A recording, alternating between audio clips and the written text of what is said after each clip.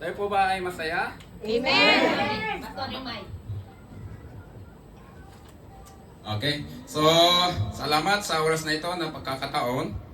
It is a blessing to stand for the first time in this pulpit and naway inyong maintindihan ang salita ng Panginoon. At anong oras na ba? At 11:27, Pastor. Mayroon akong 40 minutes na natitira. Okay, so tayo po ay dadako sa salita ng Diyos sa aklat ni Ruth. Ito po ay na-preach ko na nung nakaraan. Amen. Pero ni-request ni Pastora na kasi kukunti lang ang nakinig at muli kong ihahayag itong aklat ni Ruth. Okay? So, nung una kong na-preach ito, this is for the third time. The first time is in Apayao province. And the second time is sa Patani, sa house church. And for the third time ay dito po. Sabi ko, nung sinabi ni Pastora na ihayag ko muli, sabi ko parang hindi ko na kayang maulit. Okay? So, biglang naalala ko, nagsabi na mayroong isang pastor, kahit isang verse, kaya nang gawin ng isang verse na 25 sermon. Doon ako na-challenge. Sabi ko, kaya yon? Kaya ako'y nag-meditate. So, nabigyan muli ako ng isang pagkakataon na maghayag nitong the Book of Ruth. And now is the time na ang tempo natin is acceleration of divine acceleration. Okay. So, iniisip ko ay tamang-tamang siguro yung ginawa kong pamagat. Okay? Iniisip ko yung divine acceleration, napaisip tuloy ako sa sasakyan. Ha?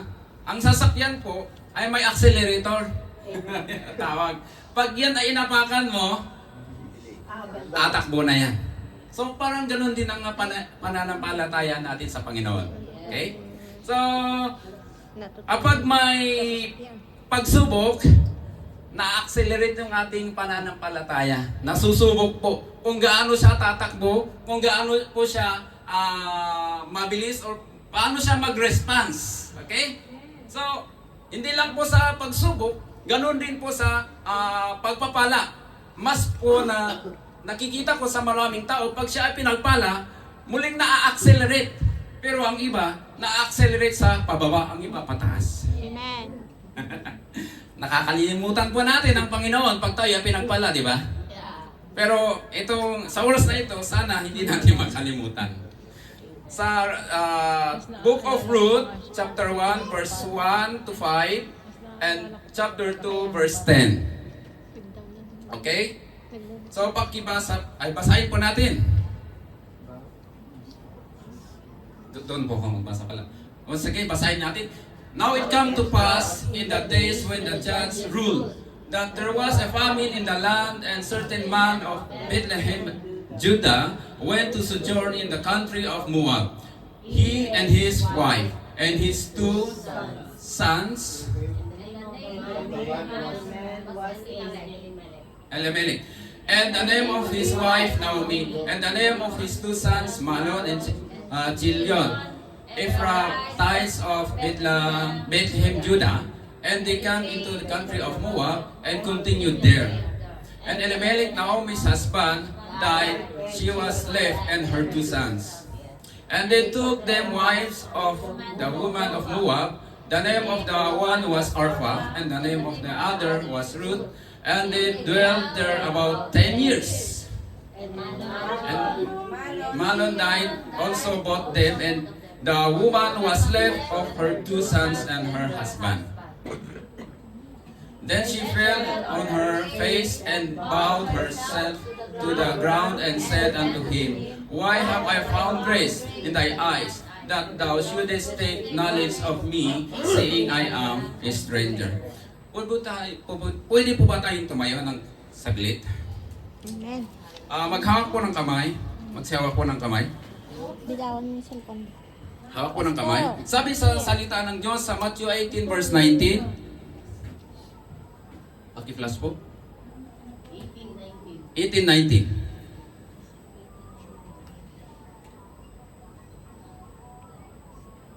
Okay. Again, I say unto you that if two of you shall agree on earth as touching anything that they shall ask, it shall be done for them of my Father which is in heaven. Father God, in Him we come for you. Sa lahat po ng pagkakataon na ito, Panginoon, aming hinihiling ang lahat po ng iyong kapangyarihan ay mangyari sa oras na ito, sa kagalingan, sa lumang may sakit, sa kaunawaan, sa walang pag-unawa, ay bigyan mo silang kaunawaan at karunungan sa inyong gagamitin sa oras na ito, Panginoon.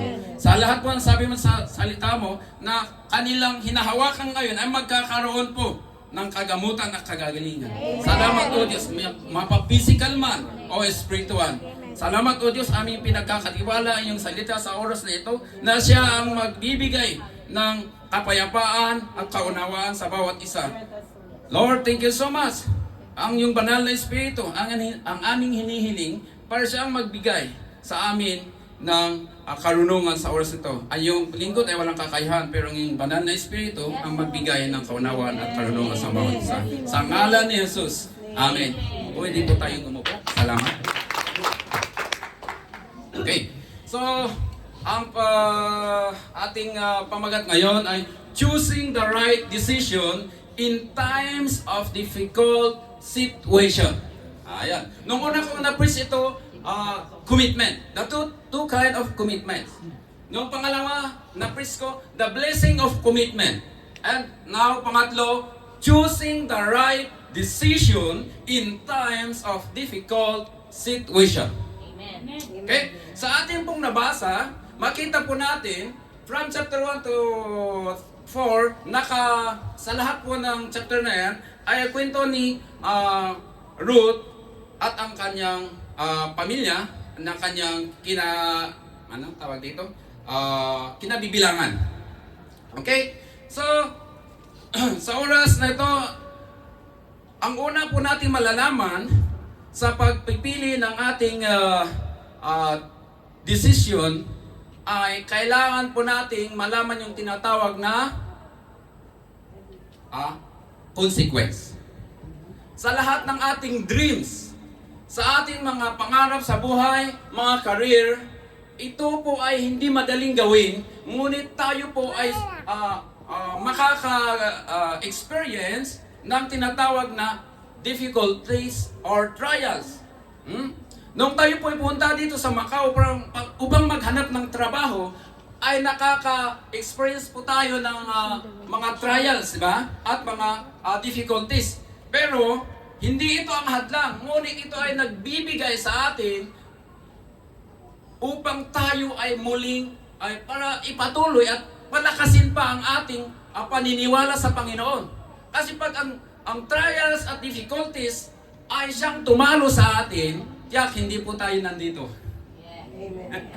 Okay? So, difficulties or trials, ito po yung nag-a-accelerate sa ating pananampalataya. Amen. Okay? So, sa mga testimony kanina, sabi ko sa Isaac ko, naku po, ako ang tatayo ngayon. Panginoon, wala akong kakayahang magpagaling ng tao. Wala akong kakayahang magbigay ng kapayapaan. Anyong salita lang naman. Damang Panginoon. Ito ang prayer ko kanina habang tayo po ay kumakanta at nakikinig sa mga testimony. Sabi ko, anyong banal na espiritu ay siyang gagalaw. Sabi ko sa kanya kanina sa aking prayer. So, na po sa ating topic. Sabi dito, know the consequences. know the consequences. Bawat umaga, kung tayo ay gigising, marami pong choices sa ating buhay. Okay, sabihin natin, paggising natin, ako kaya ay kakain o maliligo? Mga choices po yan, di ba? So, pag hindi ka kumain o hindi ka maligo, alam mo na kung ang mangyayari sa buhay mo. Kung hindi ka maligo, mabaho ka. Kung hindi ka kumain, gutom ka. At manghihina ka sa trabaho. Amen. Okay? So, ayun po, mga choices. Napaka-common na choices, Pero pag ito ay ating pinabayaan sa ating buhay, magiging sanhi sa ating lupaypay o panghihina kung di tayo kakain. Pag hindi naman tayo maliligo, sanhi po na sasabihin ng katabi mo sa bus na, uy, mabaho ito. Pero sa Chinese, mabango daw pag may putok. Amen. Ayaw nilang pabango. Pag tumabi ka sa mga matatanda, oh, ciao. Sabi nila. Diba? Kaya, pero sa atin, na, anong tawag sa atin? Civilized. Civilized bang tawag doon? Amen. Pag ikaw ay tumanggap sa Panginoon, ikaw po ay citizen. Ibig sabihin, you are civilized. You have learned. May education ka sa Panginoon. So, consequences. Dapat nating malaman ang consequences na sa lahat ng ating pipiliing pagdidesisyonan. Okay? So, anong mga yun? Okay? Batay sa ating nabasa, no?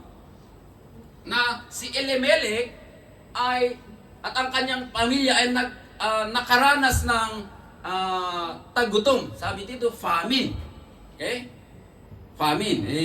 Mahirap po pag nagka-famine, tayo po lahat ay mag-aalala, ano kaya ang kakainin namin? So, alam natin na si Elimelech ay isang ama at siya ang nagdala sa kanila sa kanyang pinagdesisyon ng lugar na kung saan sila doon magsesettle ng temporary na tagutom na kanilang nararanasan sa lugar ng Bethlehem. So nagdesisyon po siya bilang ama at napunta sila sa lugar na Moab. At doon, nakaranas po sila ng tinatawag na taghirap. Okay? Ano po ang nangyari sa kanila? Ay yung anong naranasan nila na consequences nung sila ay pumunta sa lugar na Moab.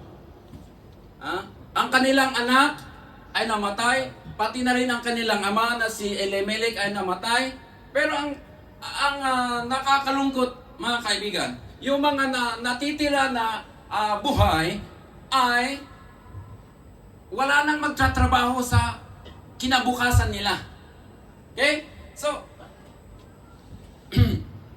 ang nakita ko dito na ang kanilang na-experience ay saan ba ang sinulat ko dito? Okay. Naranasan nila yung separation from God, protection, and blessing. Pag sabi nating Moab, ito po ay lugar na kung saan ayaw ng Diyos na puntahan ng kanyang mga anak. Piniling nation or piniling tao na walang iba kung Israel. Okay? So, nakakaranas sila ng walang protection at pagpapala. Nakakaawa kasi lahat sila mga lalaki namatay. Ganun din po sa atin, hindi lang sa physical, ay magkakaroon din po tayo ng separation from God and we miss His protection if we separate ourselves to God. Karamihan po ay nangyayari ito sa atin buhay pag tayo ay nasusubok. Okay? Preaching this kind of topic, nasubok na ako. This nakaraang na araw. Dami pagsubok na ang kinaranasan bago ko ito may preach. Una, nasubok ako sa trabaho. Di ko alam, lumitaw ang aking kayabangan sa inuutos ng ating supervisor. At bigla akong nagalit, pero butit may naalala pa rin ako na salita ng Diyos na ganon po ba ang anak ng Diyos na palaging mayabang? Ganon. Kaya muling umupa ang aking galit. So, imbis na ako ay sumigaw, hindi na lang ako nagsalita. Lumabas yung pagka-suplado ko. Pag ako pa naman na nagsuplado, nakakatakot. Kahit hindi ako magsalita, alam na niya na ako ay galit. Ganon ako pag galit ako. Hindi ako magsalita. Makita ko lang mukha ko. Sorry po, paging suplado. So nakaraan. Okay? Hindi po ako galit sa inyo. Galit ako sa sarili ko. Okay? So, separation from God, from His protection and blessing. Ang naranasan po nila. Pangalawa, Ito po ay yung sinasabi nating debt. Debt. Pag sinabi nating debt, nakakalungkot. Hmm? Kung siguro nandun sila sa lugar na pinili ng Diyos, hindi po nila naranasan yung tinatawag na debt. Bakit? Andun po ang protection ng Panginoon. Andun po. At pangatlo, poverty. Nagkaranas po sila nung namatay yung tatlong lalaki, naranasan nila ang kahirapan. At pang-apat, ito yung barrenness. For the span of 10 years na nakatira sila doon, sabi doon, hindi nagkanak sina Orpha at Ruth. Okay? Barrenness. Okay? At mangyayari lamang po sa ating buhay ito. Yung barrenness sa ating buhay, kung tayo po ay separated sa Panginoon. Hindi po tayo anong tawag dito? Kung hindi tayo tumatayo sa presensya ng Panginoon, mangyayari na may barrenness sa ating buhay, pati sa ating prayer, pati sa ating pagbabasa, pati sa ating pag-uunawa. Wala tayong mararanasan na kung saan palagi tayong nananamlay o nawawalan tayo ng pag-asa pag ganito ang nangyayari sa ating buhay, barrenness. Okay? So ayun po, sa Galatians 6:7, basahin na po natin sa King James. Sabi dito, "Be not deceived, God is not mocked.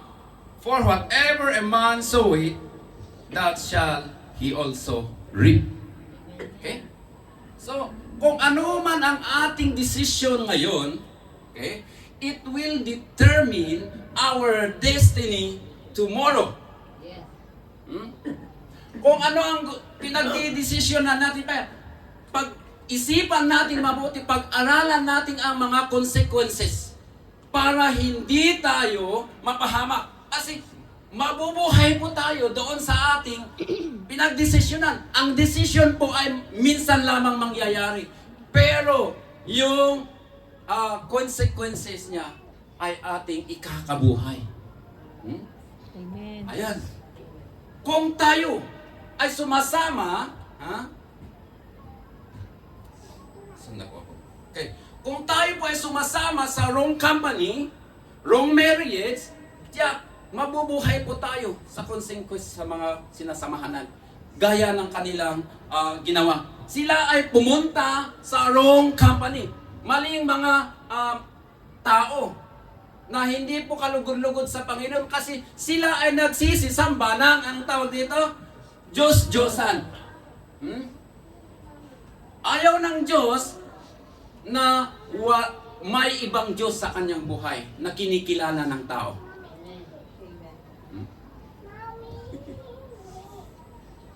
Ang alam po natin ay yung litrato. Pero mas nakakalungkot, mga kaibigan. Kung ang ating Diyos-Diyosan ay ating pamilya, ang ating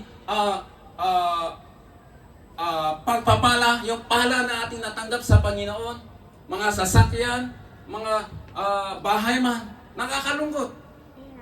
These are things that are neglected, which we know that we are pleasing God, but it's not. Binibigyan po natin ng mas maraming attention yung mga bagay na ito po ay nagte-take away, nag-aalis sa presensya ng Panginoon sa ating buhay. Kung ang litrato lang madaling alisin, itapon natin. It's okay. Tapos.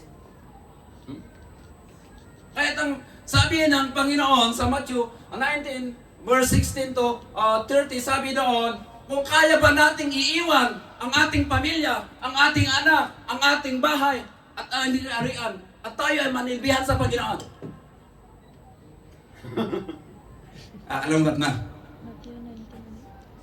Lahat po yan ay ating gagamitin para manilbihan sa Panginoon. Hindi ibig sabihin iiwan natin talaga. Kundi, ito ay magsisilbing inspiration na ang Panginoon ay siyang nagbigay sa iyo ng asawa, ng anak, ng kapatid, ng sasakyan, ng bahay, para ikaw ay kumilala sa Diyos na siya ay tapat at mapagpalang Diyos Amen. Amen. na hindi natin siya kakalimutan. Amen. Pangalawa, sabi dito,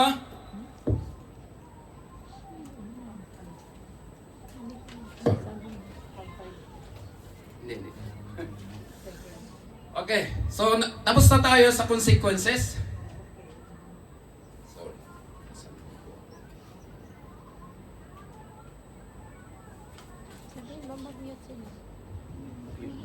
Pangalawa. So, lahat po ng consequences na ating nararanasan dulot ng ating pagdidesisyon. At ang pagdidesisyon na yan na ating nararanasan ay batay sa ating kawalan ng kaalaman sa salita ng Diyos. Amen. Nakakalungkot mga kapatid. Amen po ba? Amen! Andyan po ba kayo? Sugatan lang daw po. Sugatan. Adi, gagamutin natin mamaya. Amen. Okay? So, ayun. Kawalan ng kaalaman sa salita ng Diyos. Kaya ito ang ating susunod. Know God's instruction.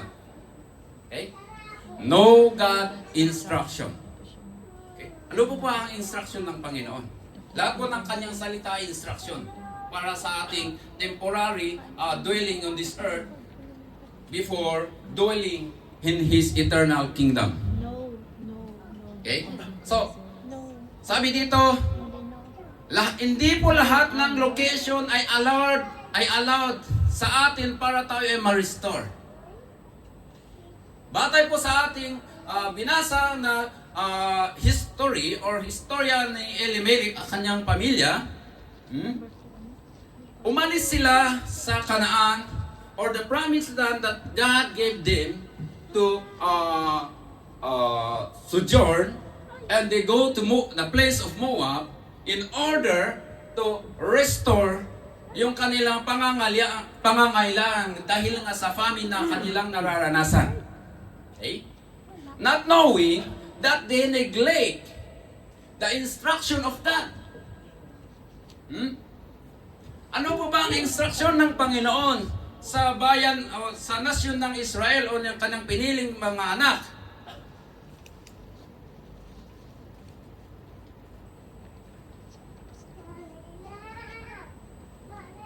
Okay, sa Genesis 17 verse 7 to 8. 10 minutes na lang. Sabi dito, and I will establish my covenant between me and thee and their generation for an everlasting covenant, to be a God unto thee and to thy seed after thee. And I will give unto thee and to thy seed after thee the land wherein thou art a stranger, all the land of Canaan, for an everlasting possession, and I will be their God. Ito po ang sabi ng Panginoon sa Israel. Sabi niya kay Abraham, ay ang kanyang ibibigay na lupain para doon sila manirahan ay ang lugar ng Canaan or the land of Canaan, na kung saan doon po sila magsesettle ng kanilang kabuhayan. At gagawin nila na ay magagawa na ang Diyos ang kanilang sinasamba o kanilang Diyos. At sila ay magiging kanyang tao, sabi dito. And they will possess that land forever, sabi doon. Pero ano ang ginawa ni Elimelech sa kanyang desisyon? Iniwan yung promised land. Ganito pa ang nangyayari sa ating buhay.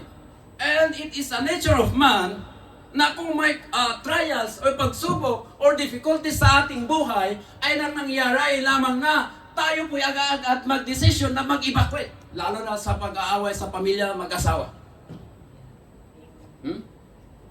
Punin ang gamit, punta na doon. Ito ang kadalasan na nangyayari. Pero ano ba ang sabi ng Panginoon sa kanila?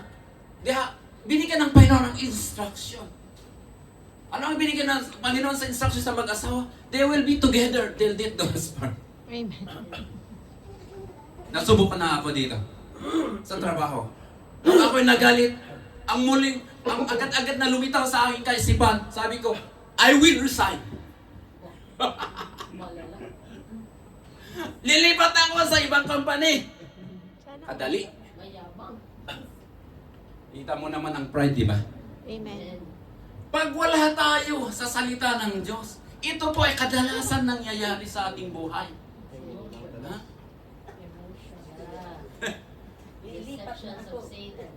Kapag tayo ay napagalitan sa church, hindi na ako sisimba. Target kayo dyan. Magmamigrate na ako sa ibang lugar. Sa iba. May mga lugar na ayaw ng Diyos na ating puntahan, mga kapatid. Amen. Hindi po tamang lugar ang casino para doon tayo mag-settle. Hindi po tamang lugar ang parkour para doon tayo mag-settle pag tayo napagalitan. At pag meron tayong problema, hindi po tama na tayo ay sumasama kung sino-sino man. Ang Diyos lamang ang nakakalutas ng ating problema, mga kaibigan. Amen. Amen. Lord, help me. At pag may sakit, dito tayo nasusubok, mga kaibigan. Kung tayo po ay patuloy magsambahan niyo. Amen. Pangatlo, sabi dito, know God's provision. Kailangan nating alamin ang provision ng Panginoon sa ating buhay bilang Kanyang pinili. Amen. Ano po ba ang provision ng Panginoon? Basahin natin sa Ruth. Balik tayo ulit sa ating topic. Sa Ruth chapter 2 verse 10, sabi dito, then she fell on her face and bowed herself to the ground and said unto him, why have I found grace in thine eyes, that thou shouldest take knowledge of me, seeing I am a stranger? Ito po yung sabi ni Ruth kay Boaz. Si Ruth ay sumama kay Naomi, at nung siya ay maghanap buhay sa lugar na Bethlehem, ay kanyang natagpuan ang pagpapala ng Diyos na kung saan binigyan ni Boaz ng pagkakataon na siya ay maggagather ng mga leftover sa kanyang tawag dito, bukid para sa kanyang ikabubuhay. Kasi nga, zero balance sila nung sila ay lumabas sa lugar ng Moab. Okay? So ayun ang kabuhayan nila. So ang sabi ko kanina, God's provision is not limited by your present condition. Amen. Itong nakita ko na magandang aral sa God's provision. God is not limited on your present condition. Yes. Amen. Anong kondisyon ni Ruth? Si Ruth ay isa pong Moabites. It is an stranger. Hindi po kinikilala ng Diyos ang Moabites kasi sila po ay sumasamba sa ibang Diyos. Pero tinan mo naman ang nangyari. Pinagpala pa rin ng Diyos. Bakit? Kasi siya po ay sumunod na walang alinlangan sa kanyang manugang ba? Yan Yanan. Yanan. Sorry po. Ha? Amen. Lahat po tayo ay Gentiles. Amen. Pero hindi po titigil ang pagpapala ng Diyos sa mga susunod at magsitanggap sa Kanya. Amen. Ano man ang iyong sitwasyon ngayon? Agaya man kita na nag-decline at muling nanilbihan sa Panginoon, ang Diyos pa rin ay tapat. Amen. Hindi niya tinitignan ang iyong kahinaan, kundi ang kanyang pangarap sa iyo na maging isang mananampalataya muli. Amen. Kung ikaw man ay naghahanap ng trabaho sa oras na ito, kung ikaw man ay bago pa sa church na ito, kung ikaw man ay muling babalik, ang Diyos ay tapat. Amen. Ha? Ako po, isang nakaranas sa pagpapala ng Diyos. Sabi ko, Amen. nung testimony ko nung nakaraan, uulitin ko po, sa mga nakarinig po, pasensya na po. Ako ay isang unbeliever nung ako ay nagkapag-asawa sa isang believer. Hindi ko po sinasabi na isang tabi natin ang unbelievers kasi galing din po ako doon. Pero sa pagpapala ng Diyos, ay binigyan niya ako ng pagkakataon para siya ay makilala. At nung siya ay aking nakilala, ako ay nasubok. Na kung saan, nagkasakit ako ng dengue 5 times. Hindi ko tinatawa, pero nakakalungkot. Kung hindi ako linigtas ng Panginoon, wala ako dito sa inyong harapan. Amen. Sabi ko nga, bilang na bilang daw. Hindi daw, bilang na bilang ang aking hininga. Muntik na ako mamatay. Ang sabi ko sa Panginoon, kung bibigyan mo lang ako ng pagkakataon upang mabuhay, ako ay maglilingkod. Amen. Nakakayak mga kapatid. Pagdating ng pagsubok at pag ako'y humihina, naaalala ko yung sinabi ko kay Panginoon na ako'y maninilbihan.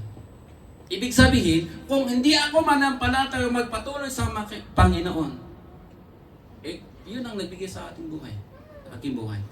Tiyak ako'y mawala. Amen. Hello po ate. God bless you. Okay? So, ayun. Ang sitwasyon nila Naomi at Ruth ay zero balance. Sila ay nagkasala sa Panginoon at sila po ay nawalan ng pag-asa.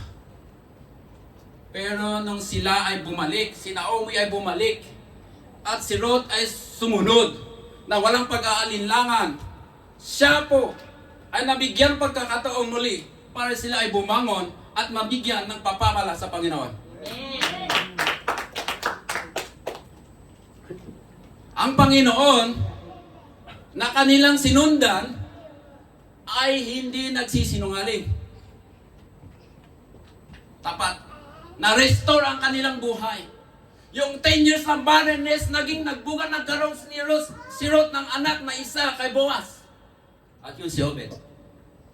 Na ama ni Jesse, na ama ni David. Amen. Hallelujah.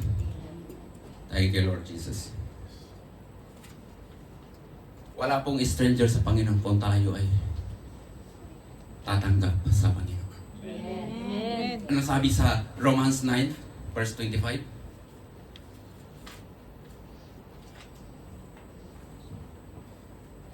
As he said also in Isaiah, I will call them my people, which were not my people, and her beloved, which were not beloved.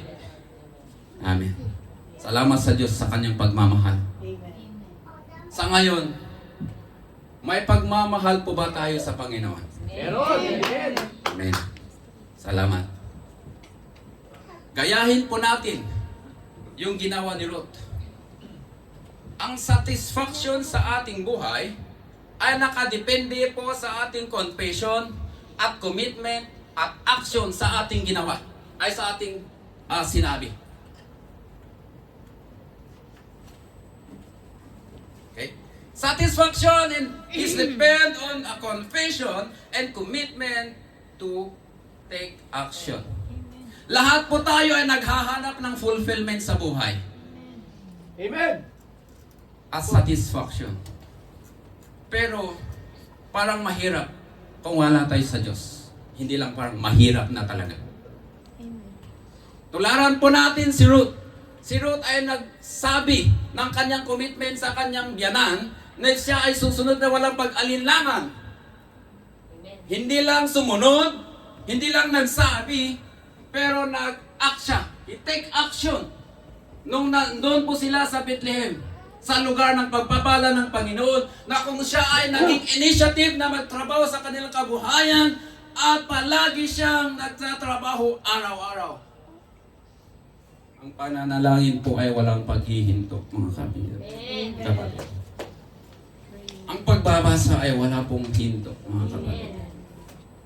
Para masatisfy po yung ating hinahangad sa ating buhay, mapa-physical, maka-financial, at sa ating emotional. Amen.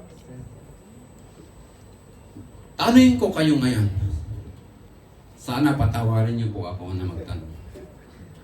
Sige, Pastor, you are forgiven already. Thank you. Muli kong sasabihin, minahal niyo po ba ang Diyos? Sinabi po ba ninyo sa inyong buhay na I love you, Lord? Amen. Bilang isang commitment sa pangkalahatan, sabi natin, I love you, Lord. I love you, Lord. Amen. The word love is not just a word. It is a verb that demand an action. Yes, hallelujah. Hindi natin pwedeng mahalin kita. Natutulog ka lang, hindi ka magtrabaho para sa pamilya mo. Hindi po pagmamahal yun sa ating asawa.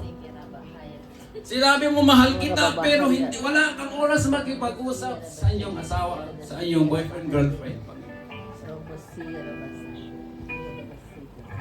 Okay, tayo po ay tatayo ngayon. Bilang isang mananampalataya, dapat meron tayo ibinabalik sa Panginoon para masabi natin na mahal po natin ang Panginoon. Ang ating aksyon na gagawin ngayon, it is the key in order to satisfy what we are dreaming in fulfillment of our career, in fulfillment sa inyong pamilya, sa iyong kalusugan. Hallelujah.